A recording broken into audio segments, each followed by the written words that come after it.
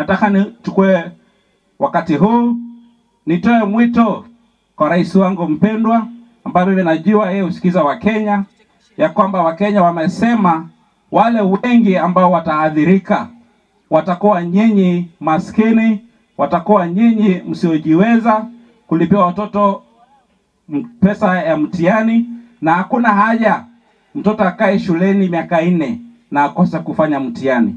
Kwa hivyo Mheshimiwa Rais, kwa niaba ya watu wa Shinyalu, tumesema pendekezo hilo liweze kuwekwa kando, na mimi niko na imani wewe unapenda Wakenya na utalitilia mkazo pendekezo la kulipisha watoto, hasa watoto wa maskini, mambo ya mtihani. Ilo tuweke kando, tutafute pesa kwingine tuweze kuwalipia, ili tusawasishe jamii, wale ambao wanacho na wale hawana.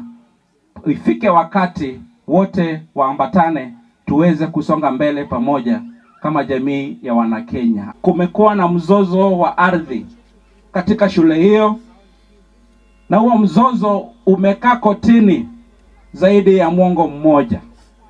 Hiyo ni zaidi ya miaka 10. Mimi kama kiongozi wenu nimekuwa na kila nia ya kusaidia shule hiyo, lakini nimepata vizingiti kwa ajili ya swala la makesi kulingana na utata wa shamba wa hiyo shule. Lakini nitangaze hapa rasmi ya kwamba nimejitolea, nitafanya juu chini kama kiongozi aliyechaguliwa kwa wingi wa kura na watu wa Shinyalu, kuhakikisha watu wa jamii ya Vikuta wameweza kupata ustaarabu kupitia kwa hiyo shule, na nitatumia njia zote na mbinu zote kuhakikisha tumetatua ule mzozo uko hapo.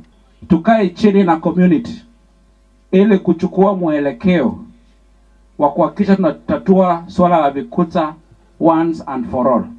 Kama kuna vizingiti vya kisheria, sisi ndio watunga sheria.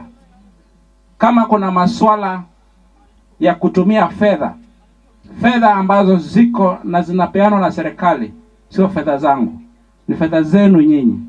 Ndio maana nitatunga safari juma lijalo, niende pale, tukae chini na community, tutatue swala la Vikuta once and for all.